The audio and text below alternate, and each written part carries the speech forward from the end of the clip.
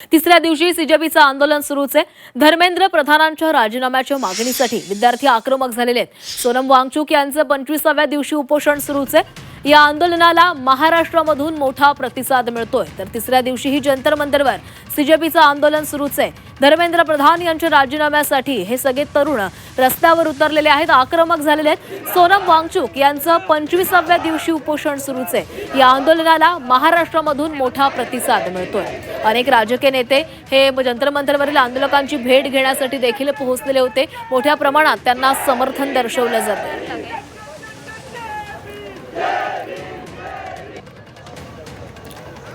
तर वांगचुक यांच्या उपोषणाचं देखील आजचा 25वा दिवस आहे. तर तिसऱ्या दिवशी सीजेपीचं देखील आंदोलन सुरू आहे. आणि या संदर्भामध्ये आपण बोलणार आहोत. आमच्या प्रतिनिधी मनश्री पाठक आपल्यासोबत आहेत. मनश्री, ज्या ठिकाणी या विद्यार्थ्यांचं या तरुणांचं आंदोलन सुरू आहे, तुम्ही देखील त्याच ठिकाणी आहात. सकाळपासून या सगळ्या घडामोडींचा तुम्ही आढावा घेताय. कशा पद्धतीनं उपचार केले जात आहेत तरुणांवर, कशा पद्धतीनं अन्नधान्याची अन्न पदार्थांची मदत केली जाते हे देखील तुम्ही दाखवलेलं आहे.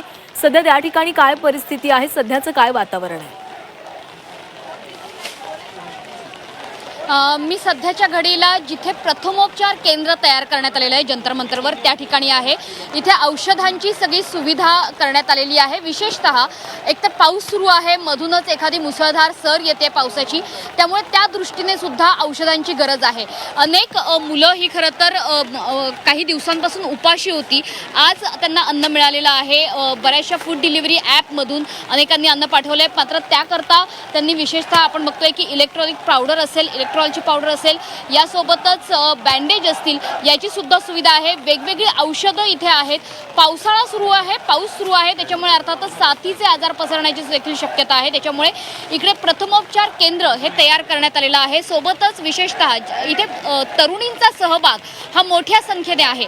त्याच्यामुळे तरुणींकरता म्हणून विशेषतः सॅनिटरी पॅडची सुविधा असेल किंवा इतर औषधांची सुविधा असेल, ही सुद्धा इथे उपलब्ध करून देण्यात आलेली आहे. भैया, आप मुझे बताइए कि कहाँ से आए हैं? आपने यहाँ पर फर्स्ट एड का ये पूरा मतलब यहाँ पर किट रखा है. खास तौर पे मैं देख रही हूँ कि काफ़ी लड़कियाँ जो है, खास तौर पे तरुणी जो है, वो इस आंदोलन में शामिल है. तो उनके लिए क्या क्या सुविधा है? तो हमारे यहाँ पे सारी जो ओटीसी ड्रग्स है, फर्स्ट एड किट वगैरह और सैनिटरी पैड्स वगैरह सारी चीज़ें, और ये सब चीज़ें कंट्रीब्यूशन के थ्रू आई हुई है जी. जिसमें डॉक्टर्स है, स्टूडेंट है, प्रोटेस्टर है, सब कुछ जिससे जो हो पा रहा है सब लोगों ने कंट्रीब्यूट किया हुआ है ये सब. ये तो क्या यहाँ पर किसी को तकलीफ हो रही है? काफी लोगों को चोट भी आई है. हाँ. तो क्या यहीं पे उन पे उपचार किए जा रहे हैं? क्या डॉक्टर्स, जैसे मैं देख रही हूँ कि काफी डॉक्टर्स जो है हाँ, वो काफी यहाँ पर डॉक्टर्स आ रहे हैं. वॉलंटियर के तौर पे यहाँ पर उपस्थित हुए हैं. हाँ, ये अभी मतलब कल से लगे हुए हैं. काफ़ी डॉक्टर्स आ रहे हैं, जा रहे हैं. जिनकी ड्यूटी है वो अपनी ड्यूटी के लिए जा रहे हैं, और जो फ्री है वो आ जा रहे हैं. ग्रुप बना हुआ है हमारा, तो उसमें डॉक्टर्स आ रहे हैं, जा रहे हैं अपना. नक्की सध्याच्या घडीला सुद्धा मुसळधार पाऊस कोसळतोय, त्याच्यामुळे ही औषधं भिजू नयेत पावसाने याकरता ती झाकून ठेवली जात आहेत. सोबतच काही डॉक्टर सुद्धा इथे आहेत. आपण त्यांच्याशी बातचीत करण्याचा प्रयत्न करूया. जे आप कहाँ से है और जिसके लिए ये प्रोटेस्ट चल रहा है, तो क्या आप भी यहाँ पर फर्स्ट एड देने के लिए, उपचार देने के लिए आए हैं? जी, जो परसों जो बर्बरता हुई है उसमें लड़कों को जो लगा है, लड़की और लड़कों को, उसको फर्स्ट एड प्रोवाइड करने के लिए एज अ वॉलंटियर हमने ज्वाइन किया है. तो कितनी लोगों पे उपचार किया आपने और किस तरीके की चोट आई है? फिलहाल हम देख रहे हैं कि बारिश है और सारी जो औषधि है, जो मेडिसिन है, वो भी भीग रहे हैं. तो किस प्रकार से अभी सुविधा देखी जाएगी यहाँ पे? चोट लगी है, लोगों को चोट लगी है, काफ़ी चोट लगी है. चोट लगने के बावजूद लोग यहाँ पे है, लड़के लड़कियाँ यहाँ पे है. कोई जयपुर से आया है, कोई हरियाणा से आया है, कोई गुजरात से आया है, कोई राजस्थान से आया है.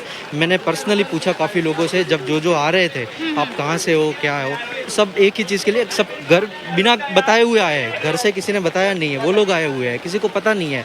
एक लड़का था, मुझे मिला, पैर बेचारे का छोटा सा था, 15-16 साल का होगा. पैर में लग गई थी उसको ये कल परसों वाली भगदड़ में. मैंने पूछा कि क्या है, तो बोल रहा है कि आप पट्टी मत लगाना पूरी वाली, सिर्फ वो लगाना बैंडेज. मैंने बोला क्यों? बोल रहा है घर पे पता चल जाएगा, अभी मुझे घर जाना है. अच्छा, तो काफी लोग जो है घर पे बता के नहीं आए हैं. खरं तर ही सगळी तरुण मंडळी तिकडे आपण बघतोय की पाऊस तर आहेच, मात्र मच्छर हे सुद्धा बऱ्याच प्रमाणात त्रास देतात आणि म्हणूनच इकडे हे सगळे तरुणी मच्छरदाण्या लावून सुद्धा इथे सुविधा देण्याचा प्रयत्न करतायत. दादा, कुठून आलेला आहात तुम्ही मगाशी तुमच्याशी बोलणं झालं, तुम्ही महाराष्ट्रातून आलेला आहात, मुंबईतून आलेला आहात, किती दिवस झाले इथे, तुम्हाला सुद्धा लागलाय का? हां, मी 17 तारखेपासून इथेच आहे आणि 20 तारखेला लाठीचार्जच्या वेळी म्हणजे मार्चच्या वेळी मी पण होतो इथे. बघायला गेलं तर black day of the democracy मी म्हणेन, कारण 20 तारखेला जे झालं मुलांसोबत तर ठीक आहे, तुम्ही मुलांना मारताय तर काही प्रॉब्लेम नाही, पण 15 वर्षाच्या मुलींना आणि 10 वर्षाच्या मुलाला तुम्ही असं मारताय जसं काय ते क्रिमिनल किंवा एखादे टेररिस्ट आहात, तर ते खूप चुकीचं होतं त्या दिवशी. मात्र आज आता महाराष्ट्रातून काल शरद पवार असतील किंवा उद्धव ठाकरे असतील हे येऊन भेटून गेलेले आहेत. सोबतच आज मनोज जरांगे सुद्धा या ठिकाणी येत आहेत. महाराष्ट्रातून मिळणारा प्रतिसाद या आंदोलनाला, विशेषतः काही राजकीय पक्षांकडून, त्याचं स्वागत करतायत का आंदोलक? मॅम, पहिल्यापासूनच दिपके सर पण बोलत आलेत आणि प्रत्येक इकडचा जो युवा आहे तो तेच बोलतोय की आम्हाला पॉलिटिकल पार्टीची खरंच गरज नाही आहे, आम्हाला फक्त युवाची गरज आहे, जे शिक्षित आहेत, बस आम्हाला अजून कोण नको आहे. पण काल उद्धव ठाकरे इकडे येऊन गेले, तुम्ही होतात तेव्हा त्यांनी जे आवाहन केले ते पटलंय तुम्हाला? आणि वेगवेगळ्या राजकीय पक्षांकडनं, विशेषतः काँग्रेसकडनं सुद्धा काल आंदोलन झालं, ठाकरेंकडनं आंदोलन होतंय, ठाकरे बंधू आले पाहिजेत का तुम्हाला सपोर्ट करायला इकडे? मॅम, मी म्हणेन की आपण खरं तर आले पाहिजेत, सगळेच पॉलिटिकल पार्टीवाले आले पाहिजेत, कारण आम्हाला जेवढा सपोर्ट भेटेल ते चांगलंच आहे, बट विशेषतः आम्हाला यूथचा जास्त सपोर्ट पाहिजे, कारण यूथ इथं खूप कमी प्रमाणात येतोय. काल जशा प्रकारे 20 तारखेला आमच्यासोबत लाठीचार्ज झाला, त्यानंतर आम्ही एक गोष्ट सगळ्यांनीच ऑब्झर्व केले प्रत्येक यूथमध्ये, की यूथसोबत त्याचे पॅरेंट्स पण यायला लागलेत आता.